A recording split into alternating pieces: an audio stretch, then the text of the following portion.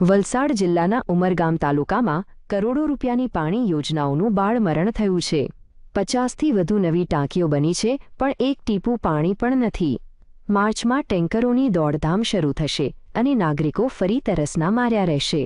વિકાસના નામે કરોડો રૂપિયા ખર્ચાયા, પણ નાગરિકોને આજે પણ પાણીના એક ટીપા માટે તરસવું પડે છે।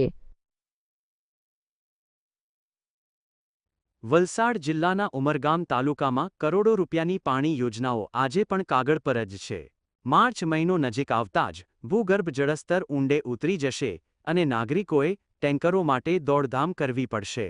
તાલુકામાં 50થી વધુ નવી પાણીની ટાંકીઓ બાંધવામાં આવી છે અને પાઇપલાઇન પણ નખાઈ ગઈ છે, પરંતુ આ ટાંકીઓમાં પાણી ક્યાંથી લાવવું એ મૂળભૂત પ્રશ્ન અનુત્તરિત રહ્યો છે। આખી યોજના મરણ પથારીએ પહોંચી ગઈ છે।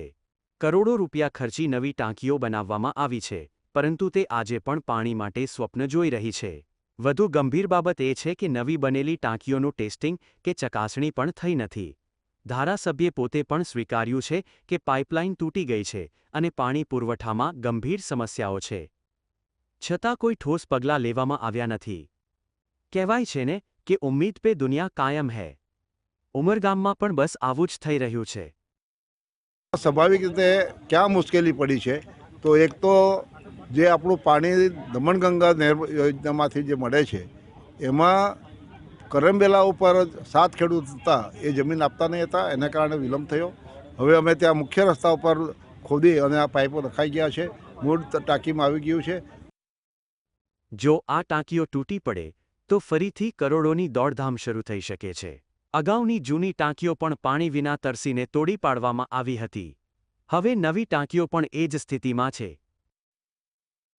વલસાડ જિલ્લાના ઉમરગામ તાલુકામાં અત્યાર સુધી કરોડો રૂપિયાની જે છે તે પાણીની યોજનાઓ કાર્યરત કરવામાં આવી હતી। 40 ગામ પાણી પુરવઠા યોજના હોય, 12 ગામની ફિલ્ટર પાણી યોજના, લગભગ 214 કરોડની યોજનાઓ જે છે એ આકાર લેવાની હતી, પરંતુ ક્યાંક રસ્તા પોળા થયા, પાઇપલાઇનો તૂટી ગઈ અને ત્યારબાદ જે છે તે પાણી લાવવું ક્યાંથી એ પ્રશ્ન હતો અને એને લઈને જે છે તે આ તમામ યોજનાઓ જે છે આજે પણ ટલ્લે ચડી છે।